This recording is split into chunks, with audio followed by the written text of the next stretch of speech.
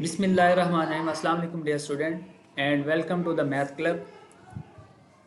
Mathematics for grade 6 chapter number 1 और topic है squares, square root and cube root. Already बेटा हमने chapter 1 start किया हुआ है और फर्स्ट टॉपिक जो है इसका हमने ऑलरेडी कवर कर लिया है प्रीवियस लेक्चर्स में, और सेकंड टॉपिक जो है squares, square root and cube root हमारा जो है वो स्टडी कर रहे हैं, ये कंटिन्यू है। इसके लास्ट लेक्चर में हमने कुछ क्वेश्चंस किए थे। आज जो है हमने एक्सरसाइज 1 के क्वेश्चन नंबर 6 से लेके 8 तक करने हैं, तो इसी टॉपिक को फर्दर हम कंटिन्यू करेंगे और इससे रेलिवेंट जो क्वेश्चन नंबर 6, 7 और 8 है वो आज हम करेंगे। Let's start. In this lesson we will study how to find the squares of any number and how to find the square root and cube root using prime factorization and mental estimation. अच्छा बेटा, last time भी हमने जो है वो square root और cube root जो है वो फाइंड करना सीखी थी प्रीवियस लेक्चर में with the help of prime factorization, जिसमें हमने प्राइम फैक्टराइजेशन की थी और उसके बाद हमने स्केयर रूट और क्यूब रूट जो है वो फाइंड की थी। तो आज उसी को फर्दर आगे कंटिन्यू करेंगे और कुछ ऐसे नंबर्स होते हैं जिनकी स्केयर रूट जो है वो पॉसिबल नहीं होती, तो फिर हम उसको एस्टिमेट करते हैं, तो उसको हम डिस्कस करेंगे। एक्सरसाइज 1A है, क्वेश्चन नंबर 6 है, वो कहते हैं find the squares of the following numbers. वो कहते हैं इन नंबर्स के आपने स्केयर फाइंड करने हैं। तो स्केयर फाइंड करना बेटा वेरी सिंपल है, जस्ट आपने क्या करना है कि यूज़ ऑफ कैलकुलेटर है, कैलकुलेटर से आपने स्केयर लेना है और आंसर आ जाएगा। 33 लिखना है आपने, कैलकुलेटर के ऊपर स्केयर का बटन होता है, आपने वो बटन प्रेस करना है और आंसर आ जाएगा। तो ये सारे जो पार्ट्स हैं ये वेरी सिंपल है, जस्ट आपने यूज़ करना है कैलकुलेटर का और आपका आंसर आ जाएगा। तो 33 का स्केयर लेंगे कैलकुलेटर से तो आंसर आ जाएगा 1089। इसी तरह बी पार्ट है, 61 का स्केयर लेना है। किसी भी नंबर का स्केयर लेना हो या क्यूब लेना हो तो आप जो है जस्ट यूज़ करेंगे कैलकुलेटर का। कैलकुलेटर पे से स्केयर का बटन भी होता है, क्यूब का बटन भी होता है, आपने जस्ट वैल्यू पुट करनी है। स्केयर है तो स्केयर का बटन प्रेस करना है और इक्वल प्रेस कर देना है, और अगर आपने क्यूब लेना है तो क्यूब का बटन प्रेस करना है और आपने इक्वल प्रेस कर देना है, तो आंसर आ जाएगा। इसी तरह नेक्स्ट सी पार्ट है, 46 इसका स्केयर लेंगे तो 46 का स्केयर जो है वो 2116 आ जाएगा। 27 है, इसका स्केयर लेना है तो 27 का स्केयर जो है वो अगेन आपने यूज़ करना है कैलकुलेटर को, तो आपके पास 729 आंसर आ जाएगा। नेक्स्ट क्वेश्चन नंबर 7 है, the length of a square hall is 18 metre, find the area of the hall. वो कहते हैं एक स्केयर शेप में हॉल है और उसकी एक साइड की जो लेंथ है उसने बता दी है 18 मीटर। वो कहते हैं इस हॉल का जो है वो एरिया फाइंड करें। तो इसको सॉल्व करते हैं।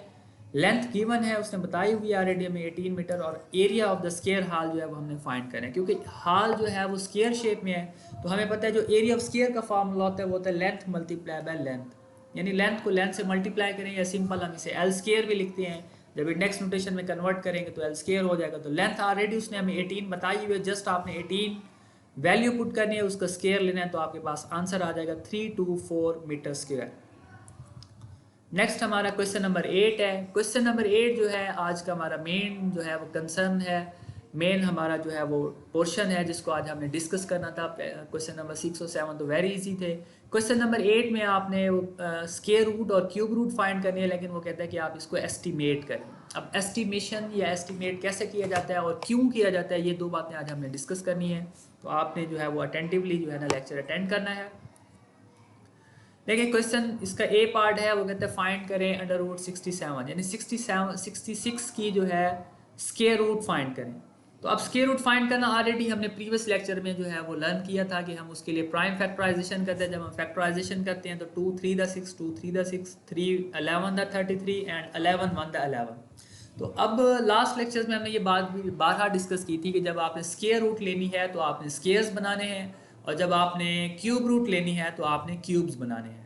लेकिन यहाँ अगर आप देखें इसकी जब हम फैक्टराइजेशन करते हैं तो कोई भी जो है वो पेयर नहीं बन रहा। 2 1 टाइम आ रहा है, 3 1 टाइम आ रहा है और 11 भी 1 टाइम आ रहा है। तो इस फैक्टराइजेशन को जब हम स्केयर रूट के अंदर पुट करेंगे तो इसके स्केयर्स नहीं बनेंगे। जब स्केयर्स नहीं बनेंगे तो स्केयर और स्केयर रूट कैंसिल नहीं होगी, तो स्केयर रूट जो है वो पॉसिबल नहीं है। इसलिए वो हमें कह रहे हैं कि आप इस वैल्यू को एस्टिमेट करें। तो ये चीज़ आपने माइंड में रखनी है, जब भी आपको वो कहें एस्टिमेट करें तो इसका मतलब है आपने डायरेक्ट उसको फैक्टराइजेशन करके सॉल्व नहीं करना, क्योंकि उसने सॉल्व नहीं होना। तो फिर आपने करना क्या है, तो लेट्स लर्न। उसके लिए बेटा आपने देखना है कि ये जो 66 है ये कौन से परफेक्ट स्क्वायर के करीब है। क्योंकि जब हम स्क्वायर रूट लेते हैं तो स्क्वायर रूट सिर्फ उन्हीं होल नंबर की पॉसिबल है जो कि परफेक्ट स्क्वायर्स होते हैं।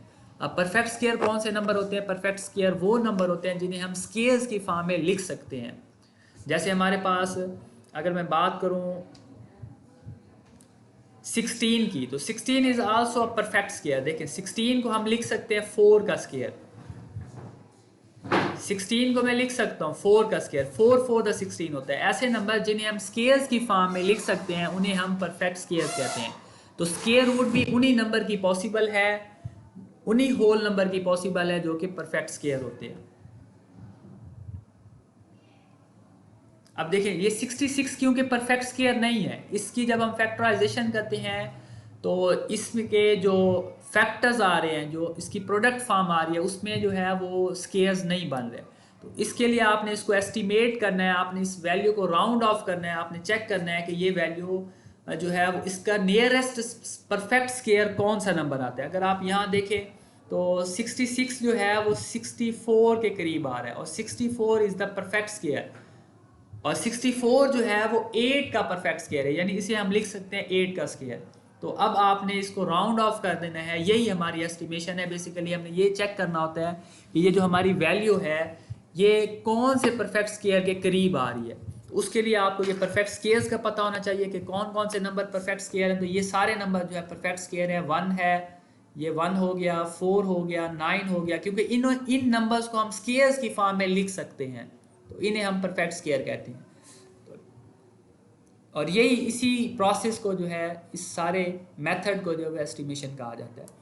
तो अब हमने यहाँ से देखा कि जो 66 है ये नियरेस्ट है 64 के, which is the perfect square. तो 66 को आपने राउंड ऑफ करके 64 लिखना है, और 64 की आपने डायरेक्ट कैलकुलेटर से जब आपने अंडर रूट लेनी है तो उसका आंसर 8 आ जाएगा। आप डायरेक्ट कैलकुलेटर भी यूज़ कर सकते हैं, और अगर आप चाहें तो इसकी फैक्टराइजेशन कर सकते हैं। जब आप फैक्टराइजेशन करेंगे तो इसके जो है वो पेयर्स कंप्लीट हो जाएंगे और स्क्वायर्स बनेंगे। जब स्क्वायर्स बनेंगे तो स्क्वायर रूट से कैंसिल होंगे, तो आपका आंसर आ जाएगा।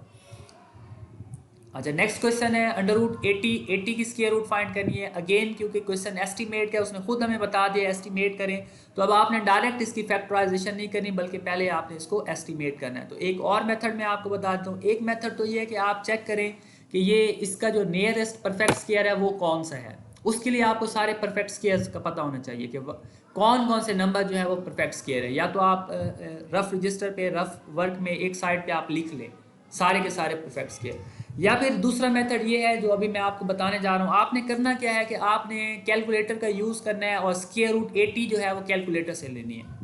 जब आप कैलकुलेटर से अंडर रूट 80 फाइंड करेंगे तो आपका आंसर आएगा 8.9, यानी एग्जैक्ट आपका होल नंबर में आंसर नहीं आएगा बल्कि डेसिमल में आंसर आएगा। तो इसको अब आपने राउंड ऑफ कर देना है नियरेस्ट होल नंबर, यानी पॉइंट के बाद वाली वैल्यू को आपने राउंड ऑफ कर देना है। तो अब 8.9 को जब हम राउंड ऑफ करेंगे तो ये हमारे पास 9 बन जाएगा, क्योंकि आगे 9 है, और राउंड ऑफ का मेथड ऑलरेडी हमें पता है कि अगर 5 या 5 से ग्रेटर वैल्यू हो तो हम 1 प्लस कर देते हैं। तो इसको जब हम राउंड ऑफ करेंगे तो ये 9 बन जाएगा। नेक्स्ट आपने इस 9 का करना है स्क्वायर, क्योंकि ये स्क्वायर रूट का क्वेश्चन है। स्क्वायर रूट के क्वेश्चन में आपने स्क्वायर ले लेना है, और अगर क्यूब रूट ले रहे हैं तो क्यूब रूट के क्वेश्चन में भी सेम यही पैटर्न है, इसी स्टेप्स को फॉलो करेंगे। उसमें बस फर्क ये है कि आपने वहाँ क्यूब लेना होगा। तो अब 9 का स्क्वायर लें तो आंसर आएगा 81। तो यहाँ से डायरेक्ट आपको पता चल जाएगा कि 80 जो है उसका जो नियरेस्ट परफेक्ट स्क्वायर है वो 81 है। तो अब आपने 80 को राउंड ऑफ करके 81 लिख देना है। ये देखिए, ये टेबल में भी आप देख सकते हैं कि जो 80 का नियरेस्ट परफेक्ट स्क्वायर है वो 81 आ रहा है। तो अब आपने 80 को राउंड ऑफ करके 81 लिखना है, और 81 की आपने जो है वो स्क्वायर रूट कैलकुलेटर से फाइंड करेंगे तो 9 आपका आंसर आ जाएगा। दोबारा मैं आपको बता देता हूँ, जस्ट आपने स्क्वायर रूट लेनी है 80 की, कैलकुलेटर से आपका आंसर डेसिमल में आएगा। आपने उसको राउंड ऑफ करना है नियरेस्ट होल नंबर, यानी पॉइंट के बाद वाली वैल्यूज़ को आपने स्किप कर देना है।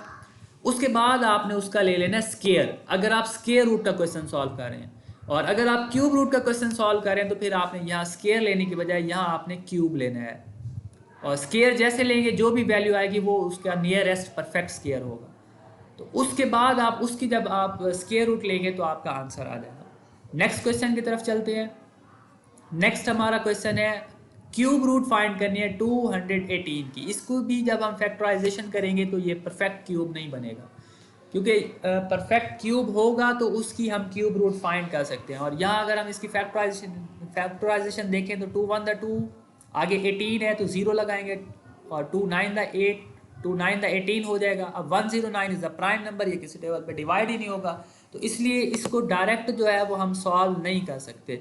इसलिए उसने हमें कहा है कि आप इसको एस्टिमेट करें, यानी चेक करें कि इसका आंसर ये किस परफेक्ट क्यूब के नियरेस्ट है, राउंड ऑफ करें और उसके बाद फिर आप इसकी जो है वो वैल्यू फाइंड करें। क्योंकि 218 की एग्जैक्ट वैल्यू जो है वो होल नंबर नहीं आएगी, वो डेसिमल में आएगी। ठीक है, तो अब आपने इसमें भी सेम वही जो स्टेप्स है, वही मेथड है, वही आपने रिपीट करना है। सबसे पहले आपने कैलकुलेटर यूज़ करना है। कैलकुलेटर से आपने जो है क्यूब रूट फाइंड करनी है 218 की। जब 218 की आप क्यूब रूट फाइंड करेंगे तो आंसर आएगा 6.08 विच इज़ अ डेसिमल। तो इसको अब आपने राउंड ऑफ कर देना है नियरेस्ट होल नंबर, यानी पॉइंट के बाद वाली वैल्यूज़ को स्किप कर देना है। तो जब राउंड ऑफ करेंगे तो वो 6 बनेगा। तो 6 का अब आपने ले लेना है क्यूब। अच्छा, यहाँ पे अक्सर स्टूडेंट को कन्फ्यूजन रहती है कि हमने क्या करना है, राउंड ऑफ कर लिया, राउंड ऑफ करना। अच्छा बेटा, एक चीज़ और भी माइंड में रखनी है, स्क्वायर रूट का क्वेश्चन है तो कैलकुलेटर से स्क्वायर रूट ही लेंगे, क्यूब रूट का क्वेश्चन है तो कैलकुलेटर से क्यूब रूट ही लेंगे। बाज़ का स्टूडेंट जो है वो स्क्वायर रूट ही ले रहे होते हैं। ठीक है, तो कैलकुलेटर पे अलग अलग बटन है, स्क्वायर रूट लेने के लिए अलग बटन है, क्यूब रूट लेने के लिए अलग बटन है। तो आपने ये एहतियात से यूज़ करना है कैलकुलेटर। उसके बाद नेक्स्ट जो है, अगर आपका क्यूब रूट का क्वेश्चन है तो आपने क्यूब लेना है, और अगर आपका स्क्वायर रूट का क्वेश्चन है तो आपने यहाँ स्क्वायर लेना है। जब इसका हम क्यूब लेंगे तो ये हमारे पास आएगा 216। तो इसका मतलब है ये जो 218 है, इसका जो नियरेस्ट परफेक्ट क्यूब है वो 216 है। तो अब आप यहाँ टेबल में भी देख सकते हैं, ये मैंने सारे क्यूब्स लिखे हुए हैं, 1 8 27 64, ये सारे के सारे राइट साइड पे जो नंबर्स हैं ये परफेक्ट क्यूब हैं, यानी इन्हें हम क्यूब की फॉर्म में लिख सकते हैं। और उसी होल नंबर का क्यूब रूट पॉसिबल है जो परफेक्ट क्यूब होता है। तो देखें ये 218 जो है ये नियरेस्ट आ रहा है 216 के। तो अब आपने इसको राउंड ऑफ करना है 218 को नियरेस्ट 216। तो 216 को अब आप जब फैक्टराइजेशन करके सॉल्व करें या डायरेक्ट कैलकुलेटर से सॉल्व करें तो आपका आंसर जो है वो होल नंबर में आ जाएगा विच इज़ 6। नेक्स्ट लास्ट इसके पार्ट को सॉल्व करते हैं। लास्ट पार्ट है 730। इसको भी सेम उसी पैटर्न पे सबसे पहले आपने कैलकुलेटर से क्यूब रूट फाइंड करना है, तो 9.0 समथिंग आएगा। तो इसको जब राउंड ऑफ करेंगे तो 9 आंसर आएगा। अगेन इसका आपने क्या करना है जी, क्यूब ले लेना है। जब इसका हम क्यूब लेंगे तो 729 आ जाएगा।